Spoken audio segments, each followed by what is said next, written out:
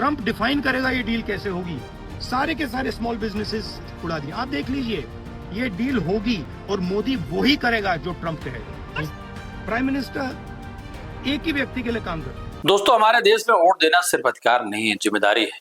राहुल गांधी ने हाल में ही एक धमाकेदार बयान दिया। राहुल गांधी हमारे देश के विपक्ष के नेता और एटम बम तक की बात पहुंच गई। हमारे देश में वोट देना सिर्फ अधिकार नहीं, जिम्मेदारी है। लेकिन अगर चुनाव या वोट ही फिक्स हो जाए तो फिर क्या मतलब है। राहुल गांधी ने हाल ही में एक धमाकेदार बयान दिया, हमें एटम बम मिल गया है, फटा तो चुनाव आयोग नहीं दिखेगा। और फिर मोदी सरकार पर करारा प्रहार करते हुए कहा कि मोदी वही करेंगे जो ट्रंप कहेंगे। विपक्ष का आरोप कि वोटर लिस्ट से लेकर चुनाव आयोग तो सब कुछ सत्ता के इशारों पर चल रहा है। क्या सच में देश का लोकतंत्र खतरे में है? इसकी जांच पड़ताल पर हम चर्चा करेंगे। हम आपको दिखाएंगे वोट की चोरी का वो एटम बम जिसे देख देश की राजनीति को हिल जाना चाहिए। नमस्कार, मैं मनोज मिश्रा, आप देख रहे हैं यूनाइटेड भारत का डिजिटल प्लेटफॉर्म। राहुल गांधी का ट्रंप और एटम बम बयान। राहुल गांधी ने कहा मोदी वही करेंगे जो ट्रंप कहेंगे। प्राइम मिनिस्टर एक ही व्यक्ति के लिए काम करते हैं, अदानी। सारे के सारे स्मॉल बिजनेसेस उड़ा दिए। आप देख लीजिए, ये डील होगी। ट्रंप डिफाइन करेगा ये डील कैसे होगी और मोदी वही करेगा जो ट्रंप कहे। जो यूएस इंडिया डील पर कटाक्ष था, साथ ही दावा किया हमारे पास ऐसा सबूत है कि अगर वो सामने आया तो आयोग की साख खत्म हो जाएगी। बोला है वोट चोरी हो रही है और अब हमारे पास ओपन एंड शट प्रूफ है कि इलेक्शन कमीशन वोट चोरी में इन्वॉल्व है। और मैं लाइटली नहीं बोल रहा हूं, मैं 100% प्रूफ के साथ बोल रहा हूं, ठीक है। और आप सबको पता लग जाएगा जैसे ही हमने ये रिलीज किया, पूरे देश को पता लग जाएगा कि इलेक्शन कमीशन वोटर चोरी करा है। और जो हमें मिला है वो एटम बॉम्ब है, मतलब एटम बॉम्ब है, फटेगा तो आप इलेक्शन कमीशन आपको दिखेगा नहीं हिंदू। इसे उन्होंने एटम बम का नाम दिया जाए, उसका यानी बड़ा खुलासा। वोटर लिस्ट में गड़बड़ी का आरोप आए दिन 2024 के लोकसभा चुनाव के बाद लग ही रहा है, लगाया जा रहा है। और लगे क्यों नहीं, जब वोट पड़ने के बाद रात्रि या दोपहर की सुबह है, वोटों की संख्या या वोटों पड़े हुए वोटों से ज्यादा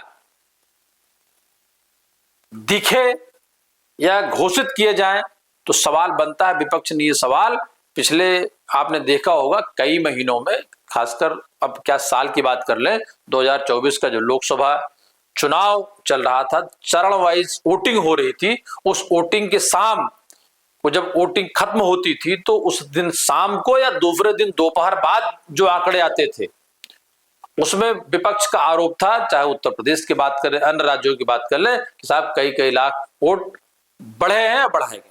आरोपों का सिलसिला बंद नहीं हुआ। वो हरियाणा के चुनाव में हमने देखा और महाराष्ट्र के भी चुनाव में देखा।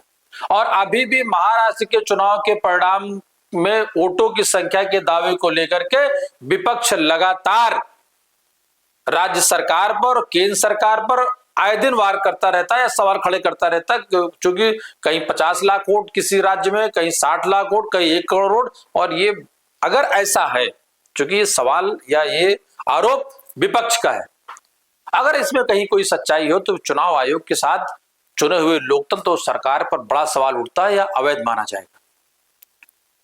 चुनाव आयोग पर सीधे आरोप, कहा कि चुनाव आयोग ने गुनाह किया है। राहुल को कहना है कांग्रेस के पास ओपन एंड शट केस है। चुनाव आयोग की प्रतिक्रिया, अब चुनाव आयोग का विपक्ष इस पर गंभीरता से सुनना चाहिए। चुनाव आयोग ने कहा यह आरोप बेबुनियाद और गैर जिम्मेदाराना है। राहुल गांधी जी को 12 जून को जवाब देने का मौका दिया गया था इस आरोप पर, लेकिन उन्होंने कोई जवाब नहीं दिया। इलेक्शन कमीशन ने अपील की कि अपने अधिकारियों से निष्पक्षता से काम करें और किसी की भी धमकियों से ना डरें। ये बात हमने पहले भी देखी कि ईवीएम को लेकर लगातार लोग आरोप प्रत्यारोप करते हैं, लेकिन जब चुनाव आयोग के सामने जाकर प्रेजेंटेशन करना होता तो पार्टियां गायब रहती हैं। बिहार में वोटर रिवीजन विवाद, चुनाव आयोग बिहार में स्पेशल रिवीजन ड्राइव चला रहा है जिसमें करोड़ों वोटर वेरीफाई हो रहे हैं। विपक्ष का आरोप ये अभियान तेजी में चलाकर गरीबों, मुस्लिमों, दलितों को वोटर लिस्ट से बाहर किए जाने का अभियान है। राहुल और तेजस्वी 9 अगस्त से बिहार में संयुक्त यात्रा शुरू कर रहे हैं। 17 दिन की रैली होगी या उनकी यात्रा होगी, 17 की रैली होगी। विपक्ष का बड़ा हमला, कांग्रेस, आरजेडी और इंडिया गठबंधन एक सुर में चुनाव आयोग पर हमलावर है। संसद में हंगामा, सड़क पर विरोध। विपक्ष का कहना है कि लोकतंत्र में वोट का नहीं होना यह लोकतंत्र की हत्या है। अगर हम देश के नागरिक हैं, यहीं पैदा हुए हैं और हम यहाँ के, हमको वोटिंग राइट्स हैं और हमारा नाम ही वोटर लिस्ट से गायब हो जाए किन्हीं कारणों से, तो ये तो लोकतंत्र की हत्या है। कई नेताओं ने कहा अगर वोट की गारंटी नहीं तो चुनाव की क्या गारंटी या चुने हुए प्रतिनिधियों की क्या गारंटी, वो एक मजाक बनकर रह जाएगा। अब इस पर बीजेपी, भारतीय जनता पार्टी के पक्ष ना आए और उनकी प्रतिक्रिया ना आए तो बात अधूरी रह जाएगी। दोस्तों, बीजेपी नेताओं ने कहा राहुल के पास सबूत है तो कोर्ट में जाए, प्रेस कॉन्फ्रेंस में धमकी ना दें।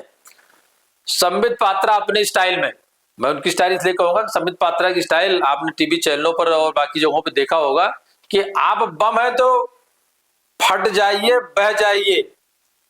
संविधान की गरिमा बचाने की बात है। चुनाव आयोग का कहना है कि संविधान की गरिमा को बचाने की बात है। और असली सवाल, क्या वोटर लिस्ट के जरिए चुनाव का रिजल्ट सेट किया जा रहा? क्या चुनाव आयोग अभी स्वतंत्र संस्था है? क्या चुनाव जनता का वोट है और अब जनता का नहीं रहा? इस पर अब सरकारी तंत्र का या राजनीतिक दलों का या चुनी हुई पार्टियों का अधिकार हो जाएगा? अगर ऐसा होगा तो हमारा लोकतंत्र कहां जाएगा, जो विश्व का सबसे बड़ा लोकतंत्र है और देश का जो सबसे बड़ा विपक्षी नेता, जिसके सांसदों की संख्या 99 हो, राष्ट्रीय पार्टी से हो और कई सौ वर्षों तक उनकी पार्टी की सरकार रही हो, वो अगर इस तरह के सवाल उठाएं तो चुनाव आयोग को इसको गंभीरता से लेना चाहिए। और वो कहे कि हमारे पास एटम बम सबूत है, तो सवाल सिर्फ राहुल गांधी या बीजेपी का नहीं रह जाता, सवाल उठता है हमारे लोकतंत्र पर। क्योंकि नेता को तो लोकतंत्र ही चुनता है। हमारे आप जैसे एक एक वोट चुनते हैं, 10 वोट देने की का प्रावधान किसी को भी नहीं, कोई कितना बड़ा भी हो। क्या चुनाव अब भी निष्पक्ष है? क्या वाकई वोटर लिस्ट से लोकतंत्र मिटाया जा रहा? और सबसे जरूरी, क्या आपका वोट अब भी आपका है? मित्रों, कई सवाल हैं। कारण यह है कि देर कितनी भी हो, मेरा कुछ चुनाव आयोग से मेरा कुछ सवाल भी नहीं बल्कि कुछ उनसे कहना भी है कि इस चीजों की पारदर्शिता के लिए कंप्यूटर युग है, सारी चीज मशीनें, वोटिंग भी अभी ईवीएम पे हो रहे हैं। तो जिस दिन जितने चरण के वोट हैं, वो जिला पर हो, सीट पर हो, उनका डिक्लेरेशन उसी दिन कर दिया जाए तो बेहतर होगा। इससे संशय कम होगा, लोगों को कंफ्यूजन दूर हो। दूसरा, वोटिंग राइट्स और वोटर लिस्ट में नाम की प्रक्रिया में जल्दबाजी नहीं होनी चाहिए और चुनाव आते समय रिवीजन का काम एक निरंतर प्रक्रिया है, वो होते रहना चाहिए। कोई कहीं शिफ्ट कर गया, कोई देश छोड़ के चला गया, कोई स्वर्गवास चला गया, तो ये भारत में कोई पहली बार नहीं हो रहा है, ये पहले भी होता रहा है, अन्य देशों में भी होता रहता है। लेकिन उस पर इस तरह का हंगामा करना, विपक्ष को इस बात पे विचार करना चाहिए कि उसने भी लंबे समय तक देश में सरकारें की हैं, सरकारें चलाई हैं और ये इस तरह के फिल्टर्स उन्होंने भी किया है। मामला हिंदू, मुस्लिम, रोहिंग्या, बांग्लादेशी, दलित जाति में यूपीए, एनडीए या पीडीए, बहुत सारे सवाल इस वोटर्स को लेकर के मर्ज नहीं होने चाहिए। बल्कि एक सवाल ये है, और एक सवाल ही नहीं है बल्कि ये व्यवस्था का प्रश्न है कि देश के नागरिक को वोट डालने का अधिकार है और अगर है तो उसका वोटर लिस्ट में नाम हो, उसका वोटर कार्ड सुरक्षित होना चाहिए। एक समय मैं ये बात इसलिए कर रहा हूं कि हम जिस समय सरकार ने आधार कार्ड लॉन्च किया तो उसको ऐसा लगा आधार कार्ड होने से सारी समस्याएं सबकी खत्म, और उसको अकाउंट से लिंक कर देना, उसको आपके पैन कार्ड से लिंक कर देना।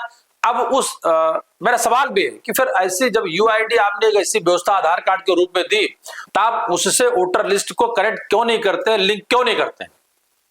कंप्यूटर युग है, हम 21वीं सदी में हैं, एआई इंट्रोड्यूस हो चुका है, तो कम से कम अभी नहीं, समय कम है, जल्दबाजी हो सकती है, लेकिन इस बिहार चुनाव के बाद, चुनाव 30 राज्यों का, 29 राज्यों का देश है, चुनाव तो हर 5 साल में होता है, तो क्रमशः देखा जाए तो 4-5 चुनाव हर साल होते रहेंगे।